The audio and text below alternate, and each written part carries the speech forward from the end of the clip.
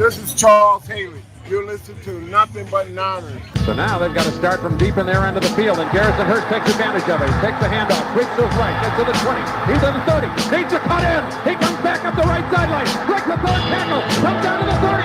He's down to the 20. He's down to the 10. He's down to the 5. He's into the end zone. Touchdown. Touchdown. 49ers. 96-yard run from scrimmage. Garrison Hurst. Young, back to throw. In trouble, he's going to be sacked. No, gets away. He runs, gets away again, goes to the 40, gets away again, to the 35, gets back at the 30, to the 20, the 50, the 10. He dies, touchdown, 49ers. 7 on the Ravens' 27-yard line. 49ers into the backfield. Smith on third down. He will take himself for first down and more. Alex Smith is in. Touchdown.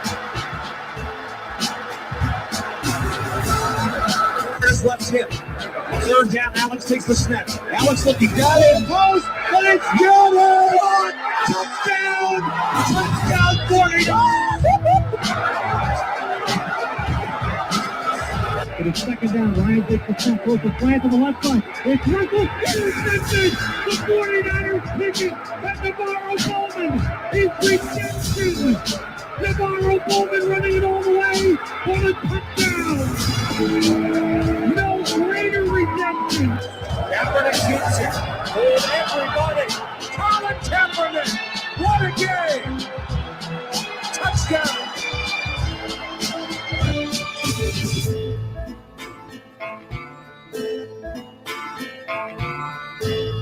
Click. Boom. What's going on, faithfuls? The Nothing But Niners crew is here, guys, and we are here to bring you another fun-filled show. Guys, we have special guests here in the building. We can't wait to bring them on, but we're going to go through the formalities. We hit you guys with that long intro. I know some of y'all are like, what is going on with that intro? And more importantly, what's going on with Mike's camera, right?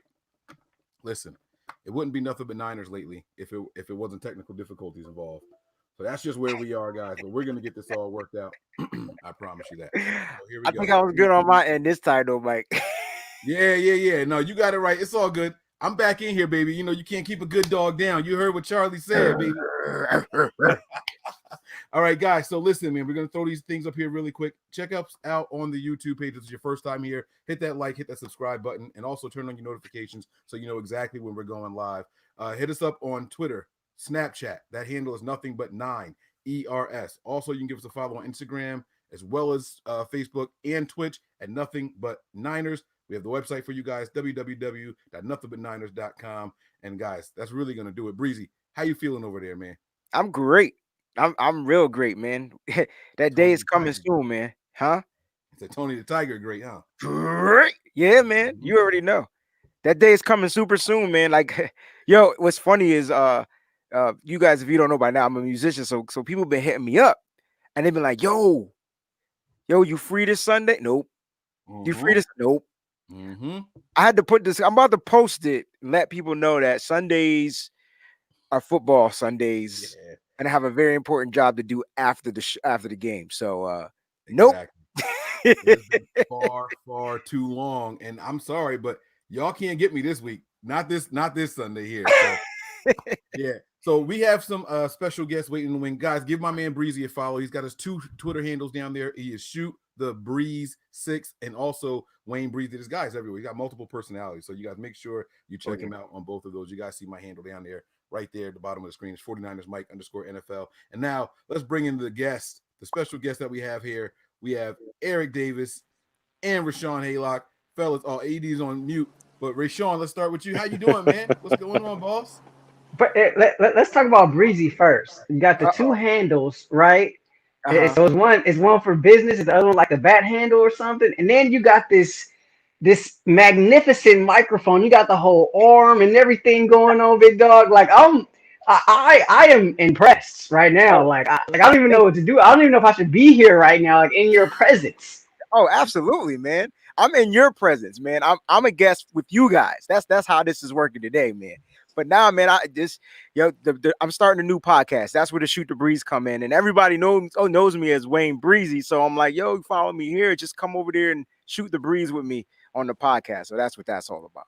Well, I know you gotta have some Niners paraphernalia on the show, so I got this helmet, right? Hey, But I don't have a shirt on or nothing, but I do have this helmet, so I'm just gonna put this right here though, just so you know, just so I ain't breaking the rules, just so I ain't breaking the rules. That's good. You just rub it for good luck, and you'll be. I tell you what. Yeah, I tell you what. It's a whole. I need boots. I need boots right now because there's a whole lot of thick stuff being tossed around right now. So, Hey, I'm just gonna leave it at that. OBJ might like It's, that. it's a lot of love. How about that? It's a lot of love being spread right now. Okay. all love. All love. The world needs more love. That's what's wrong with the world right now. We need to spread more love. That's how I look. Oh, okay, but it's stinky love. That's all I'm saying. All right. Some Speaking of people really stinky like love, that, though. You ain't see the headlines today. Some people I was really getting into that. speaking of stinky love. No, I we saw not gonna do that, man. I saw. Oh, you started it now. It's too late. I Okay, saw it. But I am actually going to call him. I'm going to call him and just have a conversation. I mean, That's all. Some people, it's called a fetish. Hey, you know what? He's a grown man. Yeah. That's his business. That's one thing. Radio, you know me, man. I have grown people. You're adults. Adults can do whatever they want to do. It doesn't have to be my thing. It doesn't. Yeah. So I don't even trip off of stuff like that. But I will say this: it just makes for some good jokes. That's why I'm going to call him. Oh yeah. I mean, it's just fun. It's like the locker room. You know, you just when certain things happen, you can joke people about it, and I can you guys went right there. I can talk about stinky love with him. So here we go. I'll be honest with you guys, man. I woke up this morning. I saw his name trending. I was like, what did he do now? And all I kept seeing was, I never thought OBJ was a number 2 receiver. And I didn't get it until I researched what they were, a number 2 receiver. I was like, oh, bro, I can't tell y'all how many times that joke went over my head. See, that's just bad. See, that's right there. I mean, that's just cheating. That's just low-hanging fruit right there, man. You're better than that. Yeah. You're better than that. Okay. So I stepped right over it. I had no You gotta be better than that. You have to. All right, fellas. Let's get down to business, man. The season is upon us. Football kicks off officially tomorrow with the Super Bowl champions, Kansas City Chiefs, taking on the Titans, right? Houston. Texans. I said Titans. Yeah, Texans. Yeah. They were the Titans once upon a time. Yeah, I know. Well, I see. That's what happened. I go back like that. I get caught in those loops, man. Hey, we're here. Happen. I got you. I appreciate that. You do. Well, they were the Oilers, and then it was the Titans, and then they went. Well, the Texans. You know what, man? No, the Texans used to be. That was the Cowboys, right? They used to be the Texans. Yeah. Then now they're so yeah. Let's just. I'm old, man. Let's stop. All right. The good thing is we have made it, guys. We have weathered the storm, and as podcasters, everybody here, we do this a lot, right? We weathered the storm. This was a hard off season to survive, man. With no training camp and preseason to talk about, and people are asking us to put together these 53-man rosters and all. We weathered the storm, so I want to commend all of you guys. First of all, good job, guys. I listen to your content nonstop. You guys need to plug that, and let's go ahead and get that up there now. You guys let people know about your podcast and where to find you. Believe in 49ers podcast. We're located wherever you find or listen to your podcast. Make sure you download that, subscribe that, review. Just go to believe.com. You can find us on there or Apple Podcasts, Google, Stitcher, wherever you listen to your podcast. You're on there, and then you can hit us up on our Twitter handles at @Haylock, and then he's at _Eric Davis _ We tweet every episode on our Twitter handles as well. And we got the big season premiere coming up tomorrow. Big season premiere coming up tomorrow. We got a special guest. Okay. Nice. A lot of fun. I'm looking forward to it. So should we tell them the guest, ED? Should we? I mean, why not? It's not that secret. I mean, it's not like you got the codes, to the nuclear bombs. But y'all got my interest. we got none other than Matt Mayoko, longtime 49ers beat writer and reporter from NBC Sports Bay Area. So we got him coming on, dropping all kinds of gems. So you want to tune in for that. Yeah, midnight Pacific. So that's 3 a.m. Eastern. the new episode will drop. Yeah, I had a good time chopping it up with him, man, because he's been in that locker room 20 years, Wow. And what we talked about after he left, talked about the fact that he does a very good job of not just understanding football, trying to learn, because a lot of people that report on football don't really try to get to know it, but he does a good job of getting to know the game and getting to know the guys that play the game and wear the colors. That's what Matt is really good about. Understanding the guys, getting to know them, and he can give you insight on, how those guys are actually feeling and what they're really saying, in the middle of everything. So that's why we wanted to get him on. Absolutely. And I Matt's a great guy. I'm really excited to hear it. Matty. Yeah. Little known fact, his real name is actually, I call him Matty, and everyone thinks that's just a little nickname. His actual name is Matty. Wow. Matty Mayoko. Yeah. Oh, cool. Oh, you know what? I would have thought it was Matthew. I think I heard that on something. Oh, no, Matty. That's his name. Wow. Or at least that's what he told me. He could have lied to me. But no, I think I heard that on something. So you might be onto something there. I believe you. All right, guys. So look, the season is finally upon us, and we didn't get a chance to see anything. So I'm going to start with the negative, and I want to get your guys' honest opinions. I expect nothing less from any of you guys. So question to the entire panel here is this, right? The 49ers have not had their offensive line intact for the last 2 weeks. Their top 2 wide receivers have been missing for the last 2 weeks. Is our offense in trouble week 1? Let's just get this out the way. Let's talk about it. Don't be scared. Not everybody at once. You know what? I have no problem jumping out there. Is the offense in trouble? No. The offense is not in trouble because it is week 1. So because yes, are there concerns because you have backups playing at the center guard positions, and that's the easiest route to the quarterback? Of course. Are there concerns because the wide receivers that you're counting on, BA who you draft, Debo they've missed time? Yes, but it's week 1. No one's seen anything from anyone. So your game planning, your understanding of what a team is going to do offensively and defensively, you can try to create some holes. There are some new players on both sides of the ball that you don't know about, but you should be able to game plan and do certain things. I have no reason to be fearful because I hadn't seen anybody play. I expect this time of year for the guys to be able to come out. For the 49ers offense, I expect them to be able to come out and do some things that Arizona hasn't seen, to be able to create some matchup problems simply because they have a better roster. The 49ers, and that's all I can go on right now. I don't have to go on anything else. It's too early in the season to talk about how people play. Right now, on paper, the 49ers are better offensively than they are than the Cardinals are defensively. So I'm not worried yet. Okay. Yeah, I think Kyle does a good job of masking things, right? So I think within his scheme and what he does, he can mask some things to kind of negate whatever the holes are on an offensive line, whatever some of the weaknesses are on the offensive line. I will say this though, you talk about that center and guard right up the middle.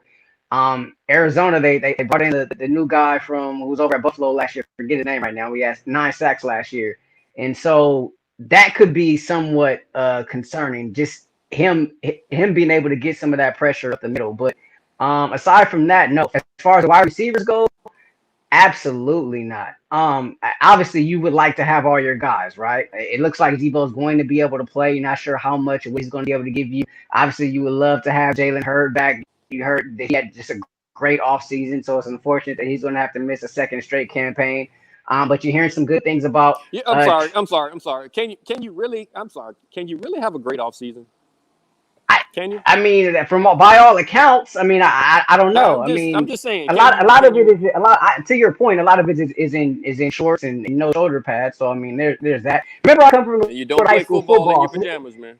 Yeah, but this is. I remember I come from the world of high school football, ED. So this is where guys get their stars. You know what I mean? Like this is shorts and pajamas is how guys get rated. This is how they get to Alabama and USC and all these other places or whatever. So, but to your point though, I see what you're saying.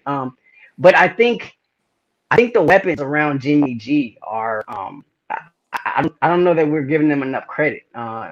when you look at McKinnon and him being back healthy, what he's going to be able to contribute out of the backfield. When you look at the people's tight end, when you look at Jordan Reed, like if he's healthy, like he's a top 3, 4, 5 tight end in the league.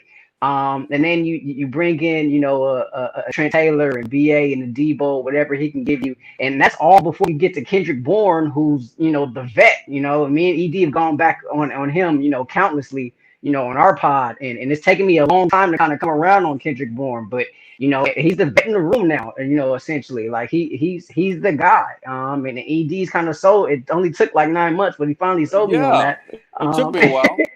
It took me a while. So I got you. yeah, so I think Jimmy and Kyle have a lot of weapons that they can utilize in this passing game. Okay, we're gonna have to take a look at that now. Breezy, I'm gonna ask you. Eric presented something really good here. Okay. He said, "Can you have a good offseason?" Was that the question? That was a great question. Now that I think about it, because I never thought about that question, because all we want to do is see our guys perform well in the off season, right? Like you want to see them catch every pass, run every route, and not get injured. I think that's the three main things you're looking for is production. But who the hell are they playing? They playing against themselves. Nah, I'm not gonna let y'all. No, but they are. It's different when they go against opposition and they got to play other defenses and other schemes and things like that. I mean, you can try to mask that stuff and emulate it and all those different types of things in camp, but those guys are playing real. I'm not saying real competition. They're just not playing the opposing teams. It's a little different. So I don't know if that. Let me just. This is my thoughts on that, and that's why I said it when you say when I just threw that out there. Can you have a great off season? Because you always hear that. And this player, he's been so good in the off season and through OTAs. What you do realize, you're just working out. You're in your pajamas. You're running around in your pajamas and you're taking a lot of showers, and that's about all that you're really truly doing. So that's what you're supposed to do. That's what everyone's doing. Have you ever heard the Browns, the Jags, Cincinnati in all those years when they were Cincinnati? Have you ever heard? You look at the teams that are losing right now. Do you ever hear them say, "Man, offseason sucked. We had horrible OTAs. We had the Detroit Lions are never ever going to a season saying, man, you know what? The draft was horrible. OTAs was horrible. Our coaching staff is horrible. So, man, we probably win 4 games."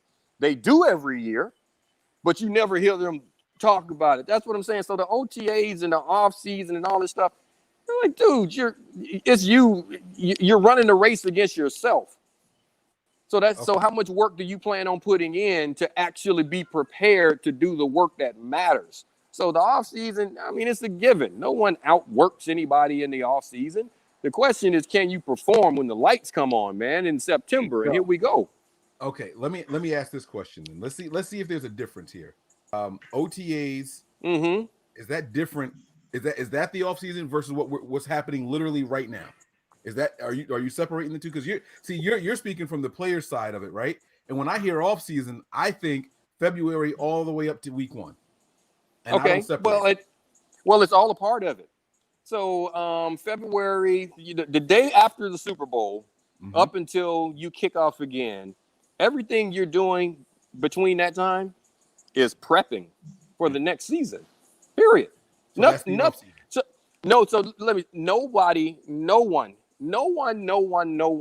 can make the team in OTAs. Okay? Nobody. You can get cut. but you can't make the team in OTAs. You can't hold on to a starting position. They're like, God, you've heard me say it. You don't win a job or lose a job. Opportunities are given and taken. Now you can tell that coach that I'm not worth the opportunity. I'm not worth you giving me a chance. You can tell him that in OTAs, because you can go out there and have some stinky love all over the field. You can do that.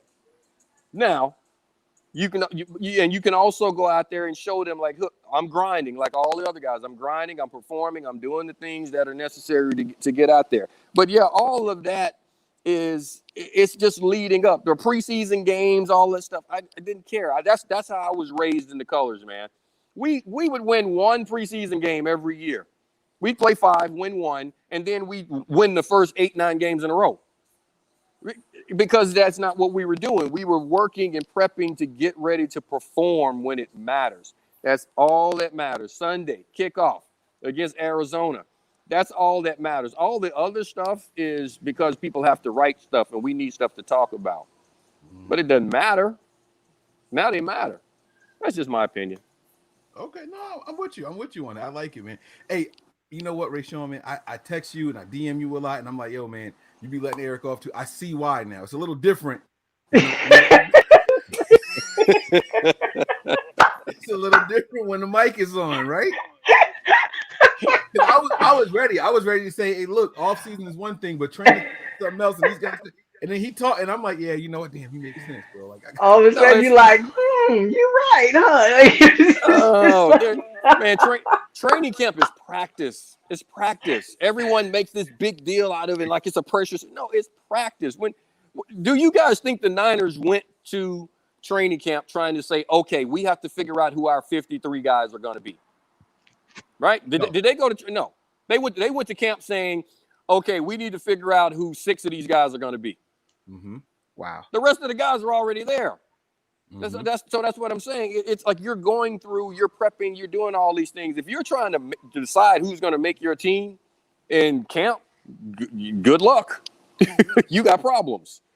Good teams don't. The Niners are a good team, a good roster. So you don't. That's not even about it. The offseason is practice. It's getting your body prepared to play the games that matter when you go out there in the arena, man. Because once the arena gets full, you got to play. Because, I mean, right now, guess what we all know? There will be a game in Levi.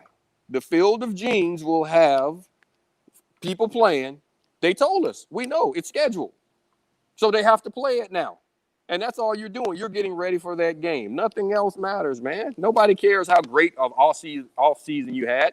I don't care how many balls you picked off during training camp. I don't care what your passing percentage was if you're Garoppolo.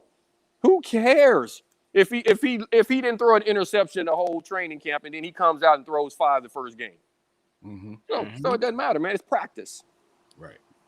Practice. Okay. All right, I'm with it, man. I'm okay. I'll be quiet now. I'm gonna be quiet. No, please don't. This is why y'all are here.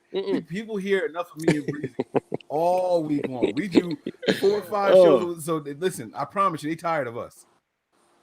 All right, so I do have another question for you. So we're not worried about the offense, right? We think that week 1 is even ground, level playing field. Yep. Jimmy has been playing with someone in front of him. He has been throwing to someone, so we are not going to worry about that.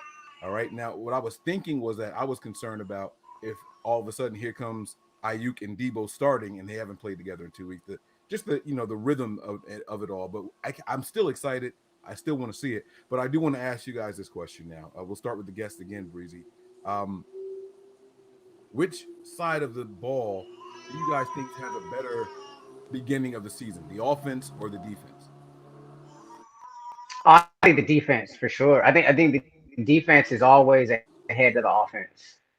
When you go to you read about you think about some of the stories you read in training camp those first couple of days. It's always how well the defense performed, right? Like I feel like the defense is always a little bit more ahead of the offense. Even the first few weeks of the season, defense seems like it's always a little bit ahead, and then it takes a little time for the offense to get adjusted and for the offense to catch up. So I think I have the least amount of worries on the defensive side of the ball, and also, I mean, there's far less turnover on. I mean, there wasn't much turnover on either side, but for the defensive side especially, there's far less turnover. I mean, you look at your secondary. I mean, everybody's back from last year. You look at your defensive front. All right, Defoe's out, but Kinlaw's in, and Solo's going to be rotating in there as well, and you're going to have D4 coming in there as well. And so the main concern, though, however, is Fred Warner. Now, what's going to happen with him? How long and when is he going to be able to get off the COVID list? That's an issue. That's a pretty big concern of mine. But when you're playing, so much nickel as these teams do, these days, that there's one less linebacker you're going to have to rely upon. So I think by far it's going to be defense. My answer to that, it depends on if you're talking in general. People always say the defense because of that. Offense is about spacing and timing. But it depends on the offensive scheme that you run. It depends on the coaching staff and how they play. Every team doesn't practice game speed, believe it or not. Every team doesn't do. They talk about it. They think they do, but they don't all move at the pace of play. So if you are a squad that moves at the pace of play, then your offense can be where it needs to be. Because, like, as I said, it's about spacing and timing. So the 49ers run a fast break offense. They really do. I know they run the ball, it's power, but it's all about getting the ball out on rhythm, guys catching the ball in stride and running after the catch. That's the offense. I expect the offense to be there. So even if you don't have all the guys there, Debo didn't practice, Ayuk, didn't practice, but there were other guys practicing. So the guys who practiced, the guys who played, you expect them to be in rhythm. So that's what I'm looking at.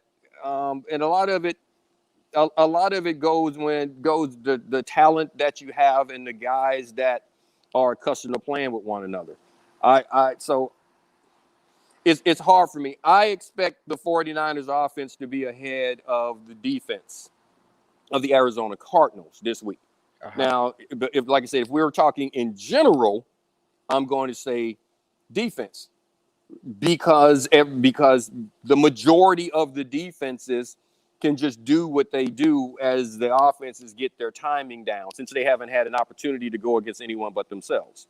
So that's the way I'm looking at it. But Kyle practices game speed.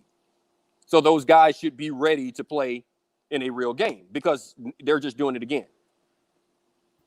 Okay, now before Breezy answers, I want to ask you this. I'm going to toss this back to you. You said that Kyle practices game speed, but we hear him often talk about not harming, protecting the team. Yeah. Don't full speed tackle somebody. Yes. Yes. How hard is that to do? I'm asking you because you obviously played at the elite level. I want to know how hard it is to practice. Did you guys even practice full speed? I don't think you did, right? Of course. Yes. Oh, yeah, you did. No, we didn't tackle. We didn't take guys to the ground. Why? It was foolish to tackle Jerry. Why would I tackle Jerry? Why would I risk? Why would I?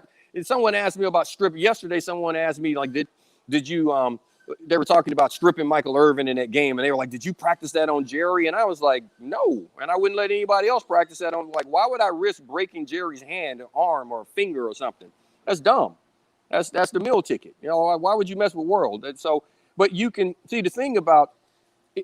Think about this from a defensive back standpoint. If a guy's, and all of us have been, you can imagine if a guy runs a curl route in front of you, what's harder to do?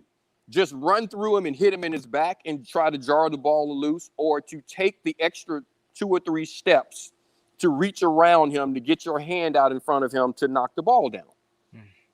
It's harder to get your body in position, not touch that guy, and get your hand down. By doing that, it makes you a better player. Your timing, your technique, everything has to be quicker, better. You have to be in position. I can do everything that I'm supposed to do, run full speed, take the correct angle, take the correct approach to do everything to make the tackle. I don't need to tackle this guy to be where I'm supposed to be. So that's what I'm saying. You can practice all of those things. I'm a tackle on Sundays. There's no reason for me to tackle my own guy. So that's what I mean. You can do everything as fast as you possibly can. You can do everything at game speed, but then you let a guy catch a ball. You move out of a guy's way and you let him finish doing what he's supposed to do offensively. It takes more athleticism to do it. And it's hard. Like I say, it's harder to get in position to make a play without touching someone. You have to make a clean play on the ball as opposed to running through a guy. When the time comes to run through a guy, you go run through a guy, or you can't play defense. If you don't have a stinger, if you won't drop your stinger, you're useless. You're useless on defense if you won't drop your stinger. So that's what Kyle means by that. You can go full speed. Everyone thinks full speed is full contact, take a guy to the ground. Right. Think about how much football is played and how much movement happens in a game before a guy is actually tackled. Just think about it. So it's got to be a 0.5%. Tackling is a given. You're a professional defender. That's a given. I don't need to practice tackling. I don't need to do that. That's why when these guys talk about tackling's bad in the league now because they don't practice it, we never practice it, ever. My first year, my rookie year in the league, we had on pads one time, goal line, the first week of camp, and Eric Wright got kicked out of camp. Ronnie Lott got kicked out of practice. Matt Millen almost killed one of the running backs, and the coaches were like, y'all need to calm down and all this stuff. And E. Wright said, get me out of these MF pads then. If you don't want me to hit somebody.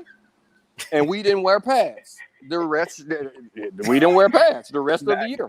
We literally did not wear pads the rest of the year. And on Fridays, we didn't even wear helmets. It was hat day. So I don't want it. So yeah, no. You don't need all of that. Now, I keep saying I'm not going to talk, but you keep making me talk, man. No, it's you know. Back to him. I do have to get my man Breezy's answer here. So Rahshaun went with, he expects the defense because the majority of the defense return, right?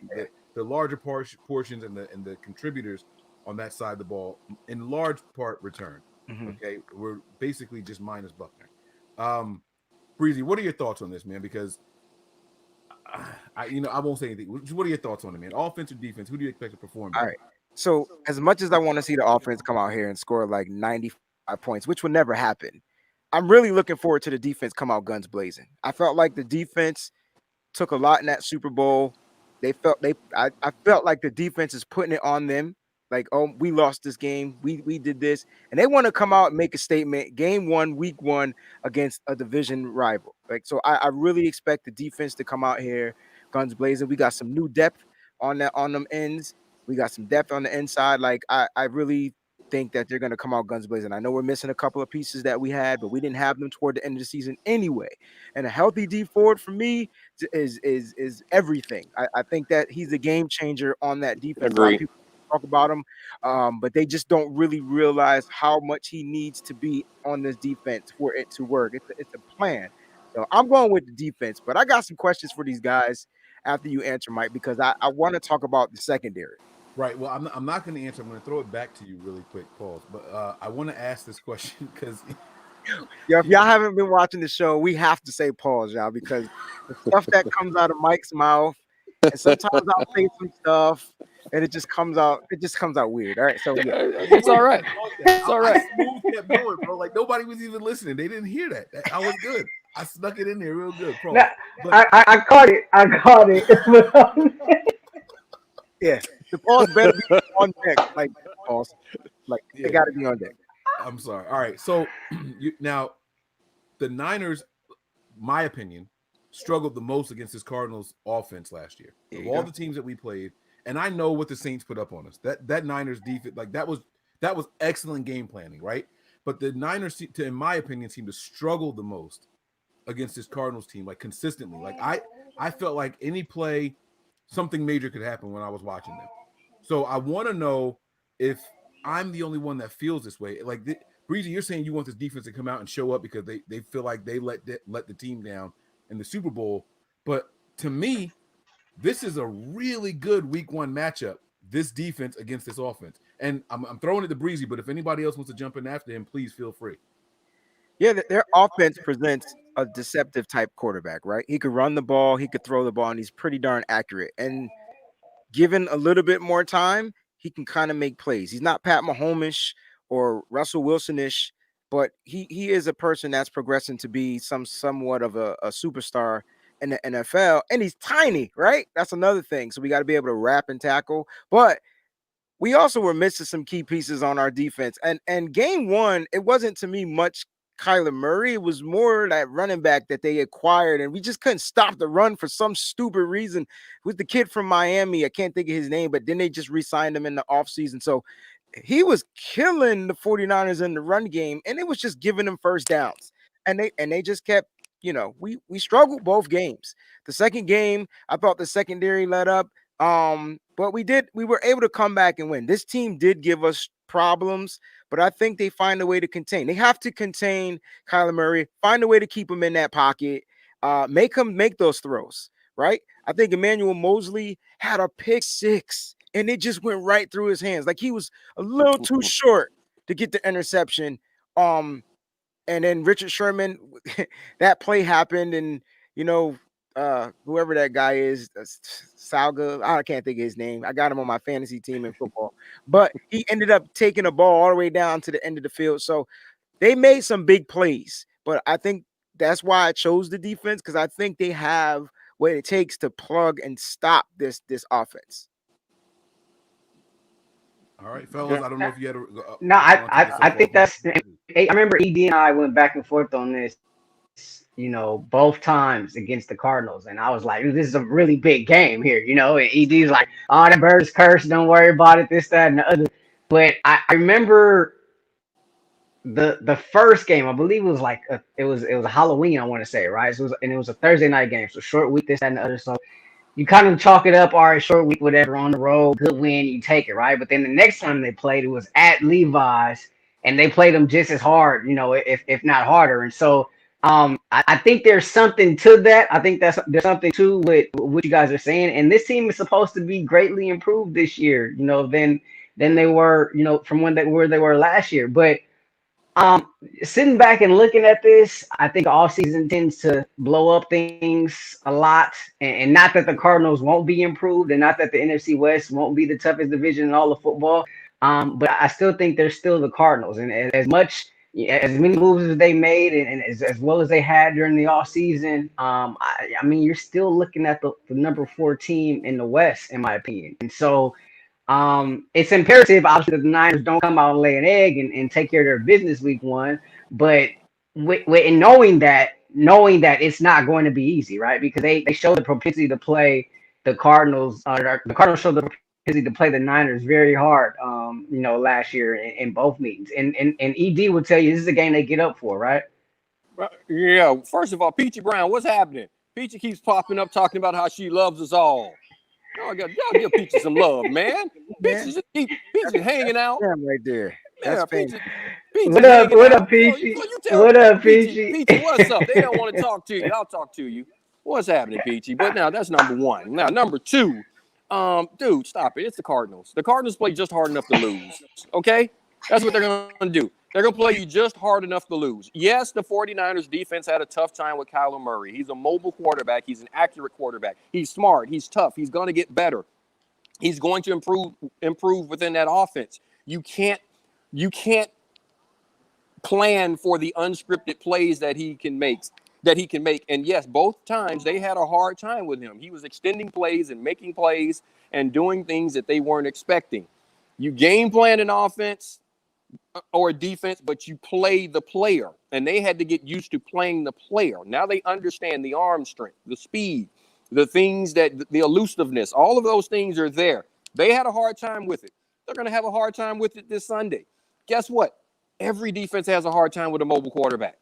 Every defense does. Tell me the defense that just goes out and they play against this mobile quarterback and they just keep them in the pocket and they look like Tom Brady standing there. Mm-hmm. Everybody has a hard time with the quarterback. You know why? Defenses don't account for the quarterback. You don't draw up a defense planning on stopping the quarterback from scrambling or running. That's not your job. That's no one's job. It's when he starts running, go tackle him. It's everyone's job to get him on the ground. But you don't put things in to prevent him from doing that. So the Cardinals, yes, big game for them. They will be up for it. From the owner to the groundskeeper, they all want to beat the Niners. It's a rivalry game for the Cardinals. For the Niners, it's just playing those dudes with that bird on the side of their head. And that's how we always felt about them. Like I said, they play just hard enough to lose. And you don't lower your standard for them. They're going to come up and play good ball. You play well enough to beat them. If they do what they do most of the time, you destroy them, but you don't worry about it. So that's how I am about the Cardinals. Yes, they are on paper, they have improved. Have they improved enough to be better than the Niners for me to worry about them? If they were playing the Saints, if they were playing just because of the mindset, if they were playing Seattle, there are other teams in this league I can look at and say they have like a championship roster. You got to have a championship roster to really worry me when you're playing the Niners right now, because on paper, what I've seen out of these guys at their best, it's a championship club. The Cardinals don't have that. So, guys, don't worry about it. They'll play just hard enough to lose.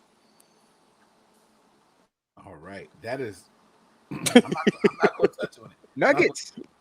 I think we all had them losing anyway, but I mean, the worry is just them being able to adjust. And I think he said it right, yo. Now they seen him. Now they got tape. And when we're talking about Lamar Jackson, I feel like he's gonna be different this year too. Because the 49ers kind of showed us how to stop him, right? They just won. You know what? This is the thing. Think about it. I mean, you may know him and you may be able to see him, but he's going to make plays. Like Russell Wilson. Right. The Niners know Russell Wilson. They know what he's capable of, but Russ is going to make some plays. There's nothing you can do about it. He is going to make a play or two if you get him out of the pocket. He's going to extend the play because he's just that dude, man. And Kyler, I believe, is one of those dudes that is just going to do it. And I expect him to play better with more confidence and more control.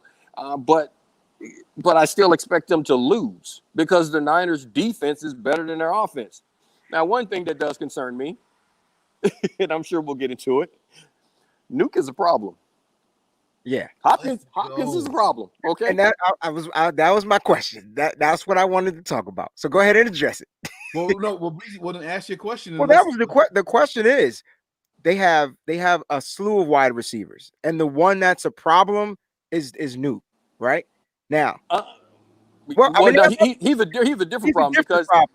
truth be told, Fitz has always given the Niners. Yeah, Fitz has always given the Niners fits. Okay? Always. And now they have chance. Yeah.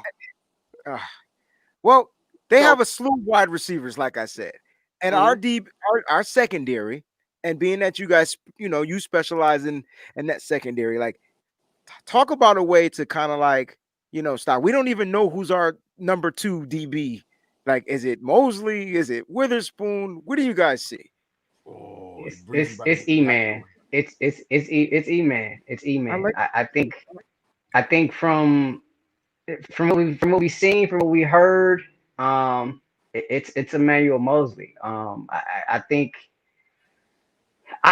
we talked about this on our pod maybe last week or a couple weeks ago. I've been thoroughly, I don't want to say unimpressed, disappointed in the fact that we haven't heard more about Spoon throughout this training camp, right? Like, I expected Spoon to come in, after what happened to him last year and getting benched, this, that, and the other. Like, I expected him to come in with this, Golden Gate Bridge size chip on his shoulder and to try to regain his spot back, right? But instead, Sherman, one of the initial press conferences, he was like, E-Man is going to be the starter. And then all of a sudden you started hearing stuff about Jason Barrett, and you didn't hear anything about Spoon. And so, honestly, I wouldn't be surprised if he doesn't finish the season in the colors if we just keeping it all the way 100. I wouldn't go that far. I wouldn't go that far because he's a talented kid. You're just a hater, man. It's his last year on the deal also. He's a talented so I wouldn't kid. be surprised they just let him walk. Well, no, I don't. Well, he's number one. If someone else becomes available. Well, but look at it this way. So this is the thing. So how do I feel about the secondary? I'm fine. I like the guys that are back there. I think they're developing well. They have to grow. I said that. I think the last time we talked, I was like, E-Man, he's got to grow. Spoon's got to grow. He's got to get out of his head. He has everything physically to play the game. It's in his head. And now what he has to get over also, he has to get over the hump, the perception. His reality that he's in now is that you fold when something goes wrong. That's where he lives. That's his world. And now what he has to do, and what I say, that's his world because that's the perception that the coaching staff, that the media, that's the perception that they have of him. So the good things he did in camp, and you look at it, they were like, he had more interceptions, he had more broken up passes, all of these things, but no one's looking at him as that guy because the perception of everyone is that when something goes wrong, he's going to fold. So let's give the other guys a chance because we may be able to get beyond that. It doesn't matter if that's where the talent level of his is higher than theirs. We know that we can get 100% of these guys instead of him folding. That's the perception that's out there. What Spoon has to do Oh no, he didn't say. Stop the. Oh, there he goes. There you go. Back, Oh, there you back, go. What Spoon has to do. So what Spoon has to do is get beyond that. He can't allow that to be his reality. He's got to get out of his own head and make plays and believe, not hope, not think, but know in every part of his being that I am that guy and I'm going to make the play and come at me. You got to live in that. You got to want them to come to you. You got to want, and it's not about racing anybody but yourself. And that's what he has to get beyond. I think that he can do that. Confidence comes from doing. He was out on the field Eric making Isms. plays, and he got confident. And then he got injured, and some things went wrong, and he's young, and he's going back. So I think that he is going to contribute. I think Jason Verrett, I've been saying it forever since he got signed. If he's healthy, I think at some point he's going to be out there starting. But I think he can. Now, I don't say that because I think E-Man is going to screw it up. I just think Jason can just make plays if given an opportunity, if he's back healthy. So I think we got 3 guys at that corner opposite of Sherm that can play. That's just me. There's a chance that And don't get me wrong. Like I like Spoon. Like you look at him, like he Hater. has all he has Hater. all of the whatever it is that you would want a corner to have. Like he has those things. He has the size. He has the length. He showed the Tampa game last year. He's got the return ability after he picks one to be able to take it back to the house. Like he has all types of things that you look for in a DB, especially in today's game. But as you mentioned, ED, like it's the mental part, and you know as well as anybody. And I've heard you say this, and I've learned this from you as well. Like it's that's more than half the battle. What's going on upstairs, and so if he can't get it going on, in between the ears, then the body isn't going to follow. And I think we talked about Matt Mayoko. We had him on the pod. That'll be dropping at midnight tonight. He had some really, really interesting and profound things to say about Spoon. So you want to make sure you guys check that out for that. He really some stuff that we hadn't even talked about, discussed. Stuff that I hadn't even thought about. I don't want to speak for ED, but yeah, he really kind of dove into it. He went a couple layers, deep into it. But like I'm not a contrary to popular belief, like I'm not a Spoon basher or a hater. Like I like Spoon. Like I was all for him getting his starting spot back when he came back from injury. But like the results gotta be there, man. You gotta prove it. You just said the man won't make it through the season. Hater. I'm not sure that he will. I'm not sure that he will. Hater. Now you know what? With all of this being said, after this hater, with all this being said, let me just say this though. Fitzgerald and Hopkins are not the guys you want to line up in front of when you're trying to find yourself. Okay, that's all. So you gotta be ready to go. The mindset has to be there, and he really has to take advantage because, like I said earlier in this show today, I said you don't win a job or lose a job. Opportunities are given and taken. He has to, Spoon absolutely positively has to take advantage of the opportunities he's given when he's put on the field. He can't have that bad play because everyone's going to go, uh-oh, here we go again. So he's got to be ready to play when he hits the field. There's a couple guys I think Raheem's that way. I think Mostert's that way after his all season, but they got to be ready to go. Yeah, and that's what's been bothering me the most is that one mistake from him. Everyone is like, "Oh, I told you." But I can run the film back and I can show you a lot of Emmanuel Mosley errors. But people remember that one breakup against DK across the middle, and they think that this. Never mind. I don't want to do that. I'm not going to turn this into that podcast. Well, I mean, young guys are going to make plays, man. I mean, they're going to mess up plays. Young guys are going to blow coverages and mess up plays. You just got to bounce back from it. So it's tough when you get put into that you can't get it done. You got to fight through it. And I say that because I know. I mean, when I was young, the press put me in that. That's how they had me penciled in and cornered in. This guy can't do this. He can't do that. All you can do is make plays, man. And eventually they'll stop paying attention to what you didn't do and actually look at what you're doing. And that's what Spoon has to get himself to. Exactly. Now, guys, we are about at the 50-minute mark, and we have had you guys for about 45 minutes more than we deserve. So I want to thank you all. I'm not rushing you guys off. I don't know if you guys have to dip. If anybody has to go, I'm going to give you guys an opportunity to speak again. If not, I do have another question for you guys. So you guys let me know how you want to roll. Before you ask your question, Mike, I definitely want to say it was a pleasure having you guys on. I have to dip because I have another show starting at 7. Look at this man. Look at this man. Yeah, listen, I'm not mad at you. I didn't know y'all was coming on early. Two handles. Two handles. These two handles. That's it. That's it. Two I'm not mad at you. Two handles. I like that name too. Two handles. That's kind of dope. That's it. I ain't mad at you. Get it, dude. Hustle. Yes, sir. Yes, sir. All right. Appreciate you guys, man. Thank you for showing love, man. Can't wait to chop it up with you again. All right, bro. Peace out. That's my guy, Breezy, there. All right, guys. Now, okay. You guys have to run. I don't want to keep anybody longer than they have to be. You know what? You said you have one more question. We'll give you the one more question. Then we can do one more. Now, I could be mistaken, but I don't think you guys are much into the season prediction record thing, right? Y'all don't really. I'm not. Right. Okay. Not really. How about you? Okay. I mean, we did like I did. I think I did it for fun. Like on one of the pods, I think I had like 13-3 or something. Yeah, like that. right. And I think I said 11-5. Okay. Yeah. Which are still good numbers. A lot of people I see are insulted. I think NFL exactly. Network 11. I'm like, bro, 11 wins. We would have killed for 11 wins just 6 years ago. Like, I don't understand what's. Yeah. So, 6 years ago. It's 2 years ago. Right. So I don't understand what the perception is, but I do want to. I mean, when you start cracking double digits, I mean, that's as far as I'm concerned, that's a good. That's season, putting in work in the league. Yeah. Yes, sir. Yeah. Yes, sir. I agree with what you guys are saying.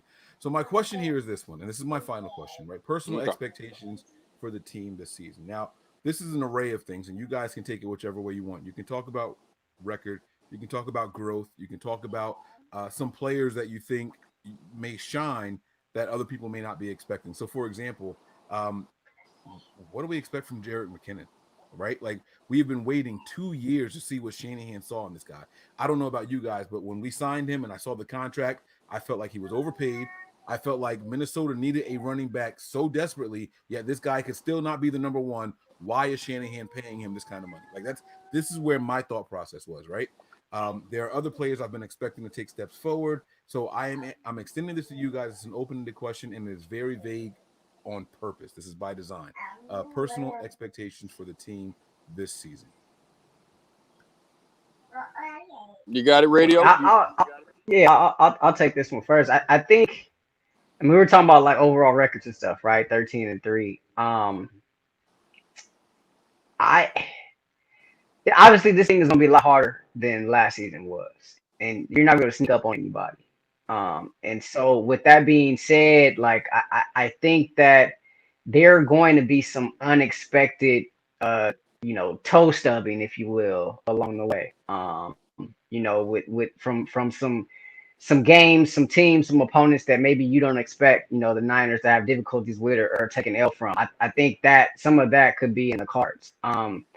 But also when you start talking about individual players, I think offensively, if everyone's healthy, right? If Jordan Reed somehow can stay healthy, I think you're going to see a different offense than you saw last year, just in terms of them being able to use Reed and Kittle at the same time. I think Javon Kinlaw, before this season is over, it's going to take us some time. He's not going to come out, guns blazing. But by the time this season ends, all this rhetoric and stuff about him not being the guy and already trying to label him a bust before he even steps on the field, I think all of that stuff will be laughable by the time the season comes to an end. But I think just because of how weird this year is, just the landscape of everything that's going on, I think that this team is poised and primed and ready to kind of knock off whatever it is those stereotypes are about teams that haven't lost the big game the year prior. And so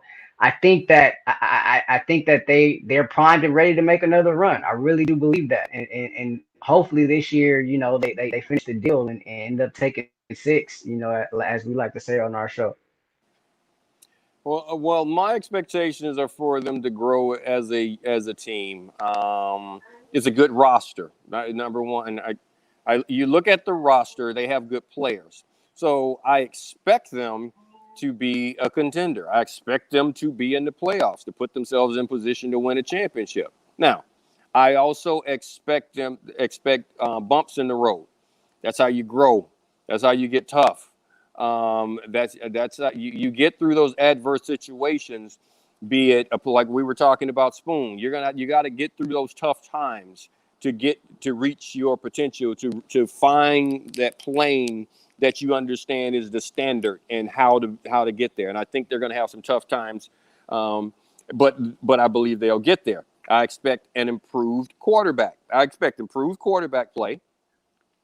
Actually, I don't think McKinnon is overpaid. I don't. I actually think if he's healthy, that he's going to get more time on the field than any other running back. And I think part of the reason why Shanahan wanted him there is because you look at the backs that he's had the most success with, and I think the ones that he enjoys playing the most with are guys that can catch the ball out of the backfield, that create matchup problems. I think he likes getting creative with those guys, and I think he has more confidence in McKinnon to be that guy for him, which is why he paid him. You could say overpaid. You're worth what they pay you. No such thing as overpaid or underpaid. He did it again with me, Rahshaun. He just did it again. He absolutely did. I expect just saying. I mean, it's a real thing. That's whatever they pay you is what you're worth. So I expect him to be out there and be a part of it and grow with this offense. But I think I see and I believe that it wasn't that off-liar year, because the team had 7-8 bad years, and then they had last year. I think that this locker room has grown into what we saw last year, and that they will win the tough games. They will know how to win with the lead. They will know how to come from behind and fight through the adversity that I'm talking about. And that's what I see. And when they lose one or two, that they won't crumble. So that's what I'm looking at. I think this is the type team that can handle that. I really do believe, and that's what I'm looking at this year. That's why I said 11-5. That's a good year to me. You're gonna have a tough stretch in there. You're gonna lose some games that you feel like you should have won, but I think it's going to have them battle tested so that when the real season starts, playoffs, they'll be ready for it, and they'll be ready to go out and you got to take it. You got to take it. No one's. I keep saying that this quest for 6. You keep searching for a trophy. You're never going to find it. You want that. You got to take it. You want what Kansas City's got. That's what they did from you last year. They took it. And this is the thing to understand. It's nobody's trophy. Mm-hmm. It's not Kansas City's. It's nobody's trophy. Who's going to decide to go take it? You can't. There is no revenge tour. You can't. There is no revenge for last year. Kansas City won. Live with it. Sleep with it. Now go take 6. I like it. I like it a lot, man. We had a paid contribution here from Sean. He asked what it was like to play with Ronnie Lott. He said that you both were his favorite players. I don't know if you have any thoughts on that, ED. And then, I'll let you guys. And the other comment that was here, I put up here. They tease me because I have been saying all along, Ahkello Witherspoon is the best corner on the team. And the depth chart, which is unofficial, has Sherman and Ahkello listed as the starters. But people keep throwing shots at me because of how I feel about this. But I want to know, one, your thoughts on playing with Ronnie Lott and what it was like. And then a player that we don't talk enough about, because I like this guy's skills, not just because he's from Jersey like me, but Dante Johnson, I think, looked really good when I saw him on the field. In this system, specifically in this system. So your guys' final thoughts on all that, and then we'll get up out of here. Well, easy when playing with Ronnie. You never felt like you were playing hard enough. That's how it was. Ronnie I played with two guys defensively that were just leaders of men, and they were both at the safety position. I had the luxury of playing with two great safeties that taught me football, with Ronnie, and then I went, to Tim McDonald.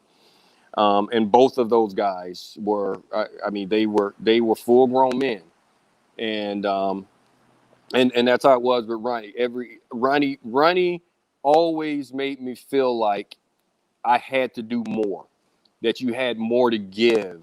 That nothing could break you, because that's the way he played, and that's what you saw, and that's how he did it. And it was that thing that went throughout the whole locker room. When you see somebody playing that hard, you're not going to be the one to let it down. You're not going to be the one to shy away from the contact. You're not going to be the one to not do the studying and be in position to make certain that you can make the play when your time comes. And that's just how it was. And the quarterback is always the leader of the team. He's the default leader of the team. He has to be, because he's the quarterback. Yeah, he's the marquee player on the franchise. He has to be. But Bo was the heartbeat, man. He was the pulse. He was the heartbeat. He was the emotion. He was the one that when things were going wrong, everybody shut up, and Bo would listen. He was the one when the meeting was going too long. He was the one that was going to end it, and he was going to say, "This is what this is about. This is what we're going to do, and that's it. Bye." That's how it was. That was Bo, and he had the track record on wax, where you would be like, okay, I should probably listen to this dude. He probably knows what he's talking about. He can probably make it happen. We can probably make it happen if we follow his lead. So that's where that was. And I'm with you. I like old boy on the field. He's looked good when he's had his opportunities. The issue is it's not even an issue. You got some other good players in front of him, and that's a good thing to have. That's a good thing to have when you have a room that has guys, a lot of guys that you feel comfortable putting on the field. That's a good thing to have. But yeah, I've seen him make some plays, and I actually like him too. Yeah, I don't know. I've been trying to think like who's going to be the Raheem of this year, right? And I've kind of been racking my brain over that for like the last, I don't know, maybe 2-3 weeks or so. Trying to figure out like who could be that guy. Raheem better be the Raheem. Well, yeah, I mean, he already told you he's the Raheem and everything else heading into this season, right? So, I mean, he's better be that, and he better be the whole Spike Lee joint, coming into this season. But I don't know. You're hearing a lot of things about Charlie Warner, but it's just like with all those guys in front of him, is Charlie even going to see the field? But like maybe he has that 1 or 2 big time blocks. Maybe there's a random third down. That he ends up being a target for and makes a big catch somehow, some way. So it's I don't know, it's weird because coming into this season, you know who the guys are, right? And it's just, for me, it's more about not necessarily there being a surprise guy, but the guys just performing to what they're capable of, to what we're expecting them to perform to. And with that being said, man, Kendrick Bourne, man, I don't know. I'm just the tide has turned for me, man, and I'm really expecting some big things out of him this year. I got you, huh? I got you. I got him up. Yeah. I got him between you and all his between you and all his Twitter posts throughout the offseason, Bourne's Twitter posts throughout the offseason, I finally kind of come around. But yeah, man, I think he could be. I think he could have a big time year this year. Justice for Bourne, man. That's how we're going to wrap this one up, man. Gentlemen, I truly, truly thank you guys for stopping in today and sharing some time with us. Guys, you see it going across the bottom there. Make sure you check them out and subscribe, rate, and review. Believe in 49ers Podcast. We have some mutual sponsors of the show. One of them, ED, be talking about pets, and I'm not going to get into it, but we start ours this week. We start ours on Thursday. Oh man! Hey man! Let me tell you, man, they sent out some nice packages. I kind of like them. It's a little teaser. Hey, all right. Hey, just go ahead. I'm gonna let you do it. But I'm telling you, spontaneous combustion. It's a thing. It's a thing. I've seen it. I've seen guys standing at the bus stop. Boom. And you wonder why. I know why. I'm just telling you. I'm trying to help them out. Saving relationships. That's what we do. Not kidding, man. Not kidding. I can't believe I'm saying this, but I look forward to the commercials. I can't wait to see the spin that you put on it. So it's a lot of fun though. But guys, make sure you guys subscribe, rate, and review over there at the Believe in 49ers podcast. I promise you, it is well worth your time and investment. All right, make sure you guys check them out. Gentlemen, thank you so much for chiming in with us today. I really, really appreciate it. You guys gave your final thoughts. I want to make sure that I'm not cutting anybody off. Do you have any final words before we get out of here? Nah, man, we're ready to go, man. Season premiere tomorrow, and it's go time. Year 2 for me and ED on the Believe in 49ers pod. So we're excited about that, and appreciate you, man. Yeah, he made the team. He was the first round pick. I was an undrafted free agent. Somehow I was able to hang on. You know what I mean? So yeah, we're doing that. But yeah, since day one, Mike, you looked out. So appreciate you, big dog. Yeah. No. Always, man. You guys have been great. And like I said, that I'm not just saying that. There's a lot of podcasts out there that I try listening to. I can't do. I really, really enjoy what you guys bring. It's the dynamic and the energy that you guys give amongst each other. It's worth it for me. Everyone has different strokes for different folks. I love it, and that's not just fluff coming from me. So thank you guys very much. And guys, you know where to find us. I gave you guys all the plugs at the very beginning of the podcast. I won't belabor in the moment. Thank you all for rocking with us. Make sure you give us those thumbs up, like, subscribe, and tell somebody else to come and check us out also, all right? That's going to do it for us here at Nothing But Niners. Prepare for glory, anticipate pain, but always remain faithful. We out of here.